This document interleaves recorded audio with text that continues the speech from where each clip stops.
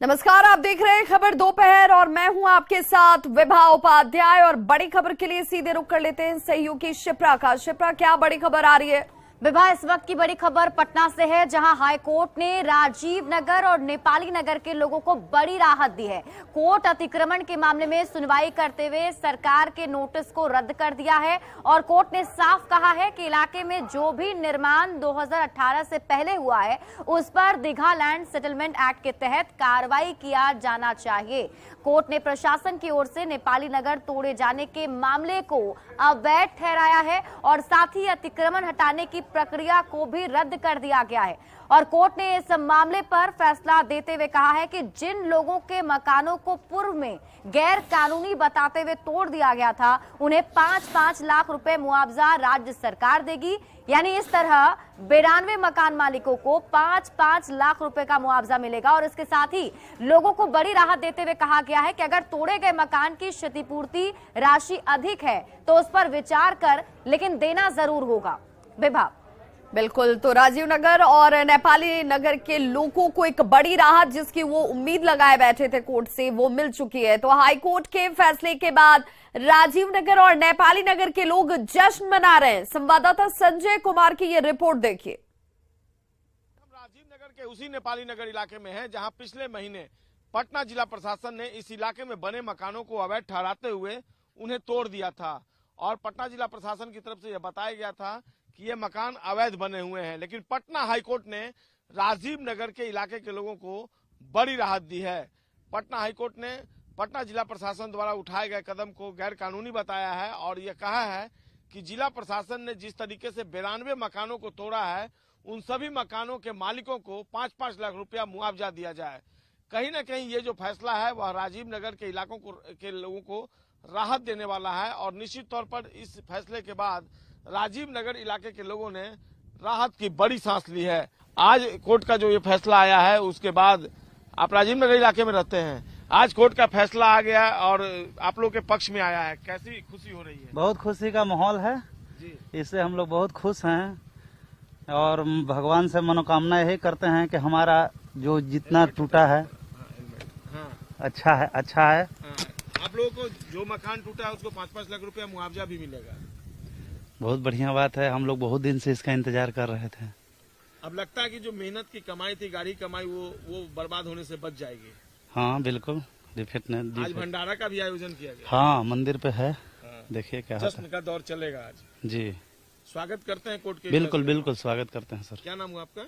मेरा तो नाम है आनंद कुमार तिवारी। आनंद तिवारी हैं और वो बता रहे हैं कि किस कदर जश्न मनेगा। जाहिर सी बात है, कोर्ट के फैसले से एक बहुत बड़ी राहत राजीव नगर के इलाके के लोगों के लिए। और देखिए, दूर दूर तक मुझे याद भी है वो मंजर जब उस वक्त प्रशासन की टीम पहुंची थी, किस तरीके से विरोध हुआ था।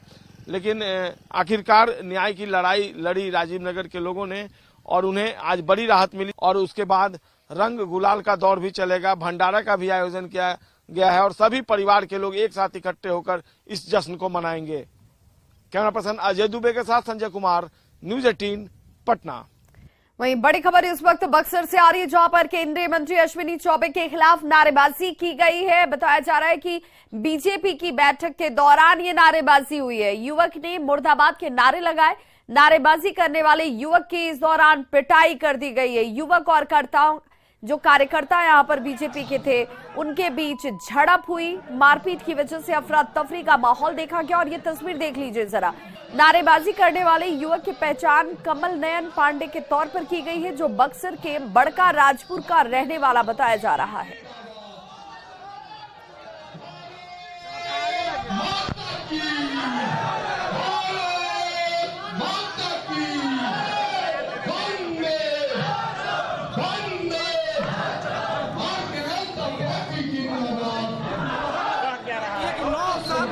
सिर्फ एक बार सांसद महोदय हमारे क्षेत्र में नहीं आए। क्या सांसद महोदय 9 साल में एक बार भी हमारे क्षेत्र का मायना, जिसके लिए हम शाम सुबह जमीनी स्तर पर लड़ रहे हैं, वो हमारे लिए एक दिन काम नहीं कर सकते, वो हमारे लिए एक दिन समय नहीं दे सकते। अगली खबर दानापुर से, जहां बेटा के कोरिया पंचायत स्थित मध्य विद्यालय में 2 शिक्षिका आपस में ही भिड़ गई। दोनों में जमकर उठा पटक होती है। घटना का लाइव वीडियो भी सामने आ गया और ये तस्वीर देख लीजिए। 2 शिक्षिकाएं हैं जो बच्चों को सही और गलत का पाठ पढ़ाती है, लेकिन ये खुद मारपीट पर किस कदर उतारू हो गई। वीडियो में आप देख सकते हैं कि 2 शिक्षिकाएं आपस में ही लड़ती हुई दिख रही हैं। बताया जा रहा है कि स्कूल में तैनात शिक्षिका कांति कुमारी के साथ दूसरी शिक्षिका अनीता कुमारी अपनी मां के साथ मिलकर मारपीट कर रही है। वीडियो में नजर आ रहा है कि शिक्षिका एक दूसरे पर कभी चप्पल तो कभी थप्पड़ चलाती हुई दिखती है। जानकारी के मुताबिक मामला स्कूल की खिचड़ी को खिलाने को लेकर शुरू हुआ था। दोनों शिक्षिकाओं में आपस में बहस शुरू होती है और उसके बाद फिर ये मारपीट में तब्दील हो गई।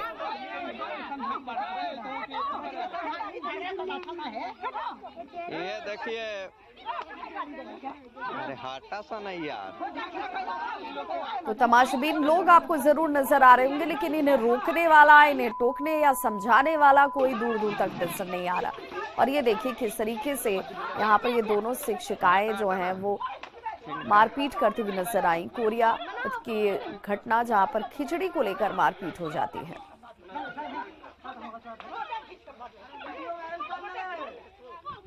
मारा में एक तवरा किना हमरा तो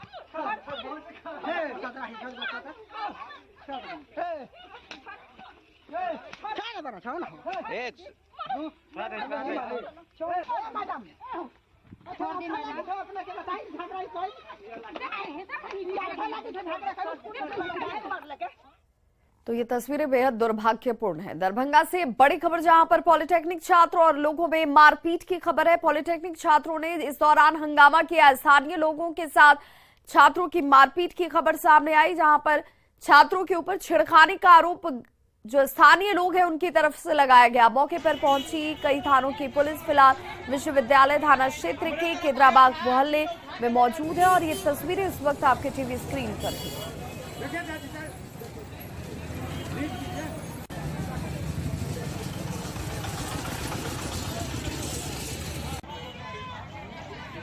वहीं बड़ी खबर सुपौल से, जहां पर घरेलू विवाद में जमकर मारपीट हुई है। ससुर और दामाद के बीच मारपीट की खबर सामने आती हुई, और सिर्फ मारपीट नहीं, ये संघर्ष खूनी संघर्ष में तब्दील हो गया। 16 लोग इस दौरान जख्मी बताए जा रहे हैं, जिन्हें अस्पताल में देखिए इस वक्त ट्रीटमेंट के लिए पहुंचाया गया, जिसमें 4 महिलाएं, 3 बच्चे भी जख्मी हुए हैं। त्रिवेणीगंज अस्पताल में इन सभी का इलाज इस वक्त होता हुआ त्रिवेणीगंज के लालपट्टी का ये मामला, और फिलहाल पुलिस टीम इस पूरे मामले की तहकीकात में जुट गई है। पुलिस ने ससुर और साला सहित 3 लोगों को हिरासत में लिया है।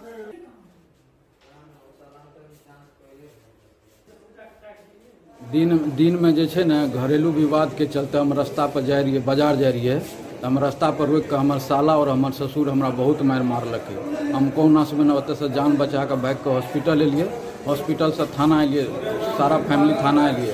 हमारे एगो भांजी अकेले घर में रुक गए। वहीं बड़ी खबर बेतिया से आ रही है, जहां पर पति ने पत्नी पर जानलेवा हमला किया है। हमले में महिला गंभीर रूप से जख्मी बताई जा रही है। जख्मी महिला को अस्पताल में इलाज के लिए भर्ती कराया गया। हमले के बाद आरोपी पति फरार है। मुफस्सिल थाना के RLSY कॉलेज की यह घटना, जहां पर पुलिस टीम अब इस मामले की जांच में जुट गई है। बताया जा रहा है कि 3 साल पहले लक्ष्मी कुमारी की शादी जगदीशपुर थाना क्षेत्र के बनहौरा हरिनगर निवासी मुन्नीलाल से हुई थी, और शादी के बाद से ही ससुराल वालों पर विवाहिता को प्रताड़ित करने का आरोप लग रहा है। विवाहिता का कहना है कि उसने थाना, SP और DIG से न्याय की गुहार लगाई, लेकिन पुलिस ने कोई कार्रवाई नहीं की। आज मेरा कोर्ट में तारीख था, हम सब जगह थाना में गए थे, थाना से कोई सुनवाई नहीं हुआ हमको, तो हम कोर्ट में गए, तो कोर्ट के थ्रू आज डेट था। आज मीडिएशन में तारीख था, हम लोग तो मीडिएशन में गए, सब बात सब अच्छे से हुआ। हमको ले जाने के लिए, हमको जाने के लिए तैयार थे ससुराल, तो वो हमको लेके आए कैंपस में आकर, कोर्ट के कैंपस में ही आकर बोले कि चल तोरे तो जान से मार डालेंगे।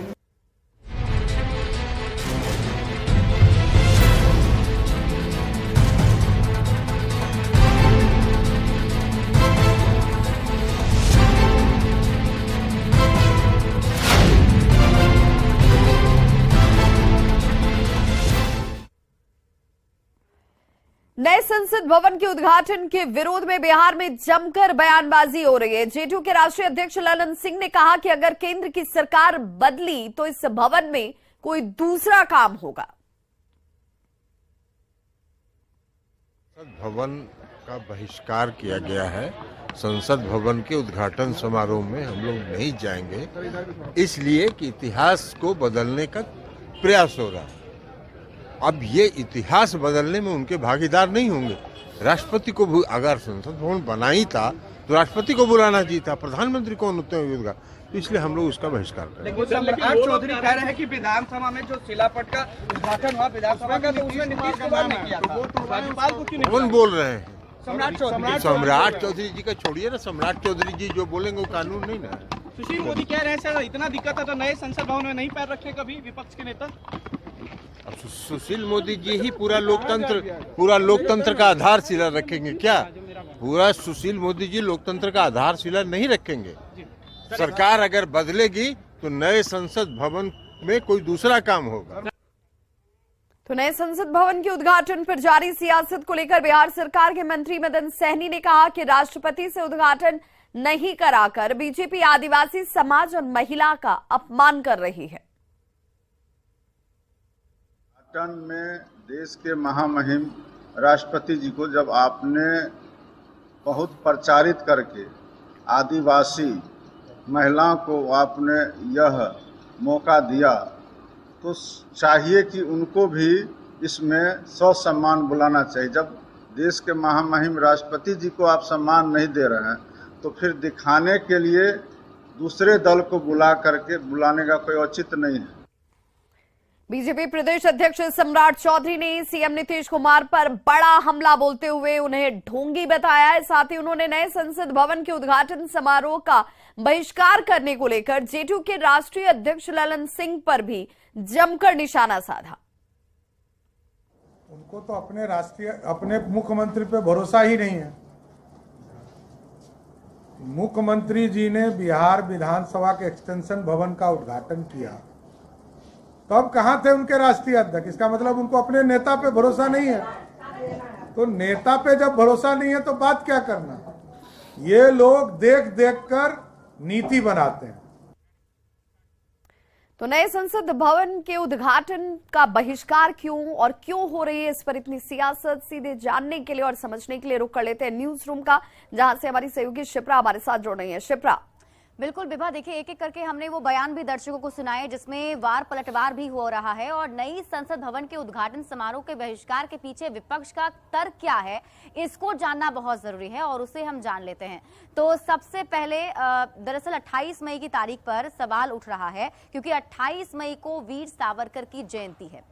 ऐसे में राष्ट्रपति को दरकिनार करने का आरोप भी विपक्ष जो है सरकार पर लगा रहा है। विपक्ष सवाल उठा रहा है कि राष्ट्रपति की जगह पीएम से क्यों उद्घाटन कराया जा रहा है। इसके साथ ही विपक्ष का यह भी कहना है कि ऐसा करके सरकार संसदीय परंपरा की अवहेलना कर रही है और इसी वजह से विपक्ष की तरफ से इसका विरोध किया जा रहा है। विभा। बिल्कुल शुक्रिया शिप्रा। तो नए भवन में प्रतीक और चिन्हों का इस्तेमाल किया गया है और इसके पीछे भी कई तरह की बातें जो हैं वो चल रही हैं।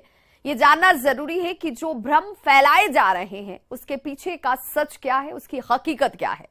दावा ये किया जा रहा है कि जो प्रतीक चिन्ह है वो नुकीले दांत वाले गुस्से में शेर का है, जबकि सच ये है कि डिजाइन प्रमाणिक है और सिर्फ आकार में बदलाव किया गया है। विपक्ष का दूसरा दावा है कि मोदी सरकार प्रोजेक्ट थोप रही है, जबकि सच्चाई यह है कि 2012 में यूपीए के तहत पहली बार नए संसद भवन का प्रस्ताव रखा गया था। अगला दावा ये कि सेंट्रल विस्टा फंड की ये बर्बादी है, जबकि सच्चाई यह है कि सालाना 1000 रुपए की बचत होगी। दावा यह भी कि वैनिटी प्रोजेक्ट पर 20,000 करोड़ की बर्बादी हुई, लेकिन सच्चाई यह है कि विस्टा और संसद की लागत जो है वो 1339 करोड़ है।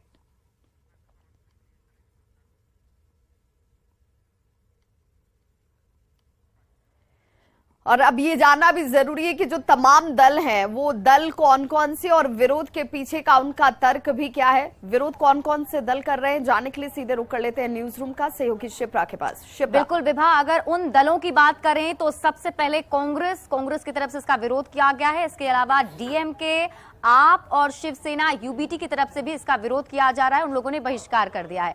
समाजवादी पार्टी, जेएमएम, केरल कांग्रेस और ये RJD, TMC, JDU, NCP, CPI और सीपीएम जैसी पार्टियां जो हैं उनकी तरफ से भी इसका बहिष्कार किया गया है।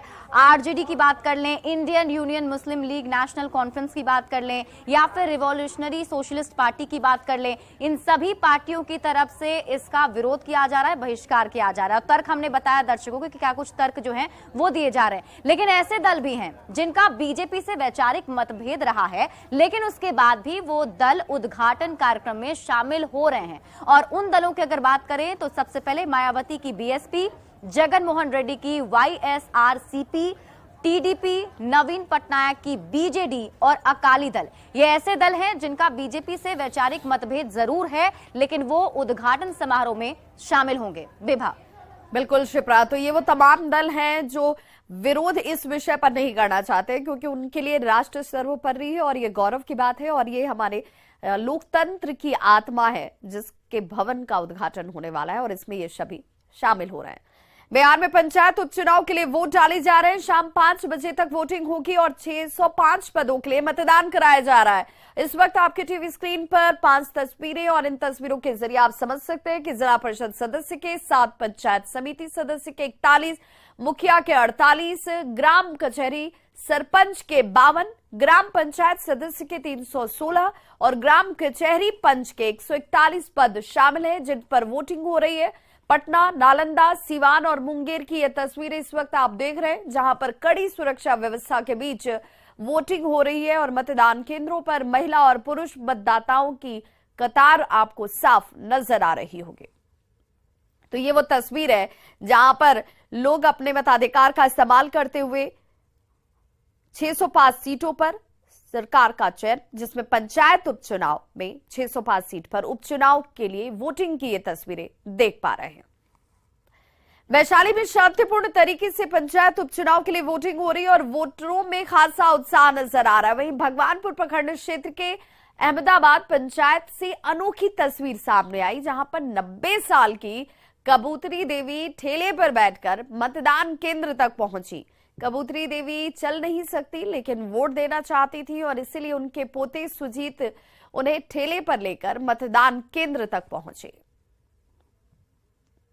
90 साल दादी का उम्र 90 साल है। काची नाम है दादी का? कबूतरी देवी। ये ठेला पर लेके आए हैं? हाँ, ठेला पर लेके आए हैं। गाड़ी उड़ी नहीं था, उम्र हो गया, चलने नहीं सकते।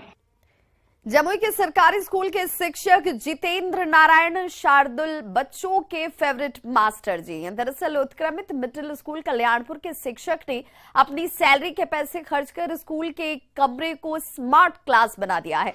नई तकनीक से ये बच्चों को पढ़ाते हैं, जिसकी वजह से स्कूल आने वाले बच्चों की संख्या बढ़ी है। शिक्षक के इस अनोखे पहल का जायजा लिया संवाददाता केसी कुंदन ने। जमुई शहर के कल्याणपुर मोहल्ले में स्थित सरकारी स्कूल के शिक्षक जितेंद्र जिले में इसलिए चर्चित हैं कि वो अपनी खुद की पहल से स्कूल के क्लासरूम को स्मार्ट क्लास बना डाला और गतिविधि गीत संगीत के माध्यम से बच्चों को शिक्षा देते हैं। हम तस्वीर दिखाना चाहेंगे कि देख सकते हैं कि जो स्मार्ट क्लास बना है वहाँ जितेंद्र अपने स्कूली बच्चों को शिक्षा दे रहे हैं और गतिविधि के माध्यम से गीत संगीत के माध्यम से कह सकते हैं कि बच्चों को झुमाते हैं, गवाते हैं। मेरा दिमाग में आया सर कि बच्चे लोग 6 घंटे 7 घंटे सब कंटिन्यू पढ़ते रहता है, तो पढ़ाई को थोड़ा सा चेंज किया जाए, है ना। एक विभाग से योजना भी चली थी, चहक योजना, वो मेरे बाद योजना आई, लेकिन इससे पहले ही हम इस चीज़ को गतिविधि की स्टार्ट किए हुए थे कि बच्चों को कविता के माध्यम से डांस भी कराया जाए, शरीर में फुर्ती भी रहे और दूसरा दिन आने के लिए व्याकुल रहे बच्चा। ओके, तो देख सकते हैं और यही कारण है कि जितेंद्र के क्लास में लोग आते हैं और स्मार्ट क्लास में कुछ बच्चियां उनसे बात करना चाहे। कैसा फील होता है आपको यहाँ? बहुत अच्छा फील होता है। क्या कि नाच क्या क्या सीखे आप? बहुत कुछ सीखे, जोड़ घटाव गुना भागा सब सीखे। डांस भी सीख लिए? हाँ, डांस भी सीख लिए। हाँ। अच्छा, छुट्टी होती है तो बता, आप लोग मिस करते हैं क्या? परेशानी होती है?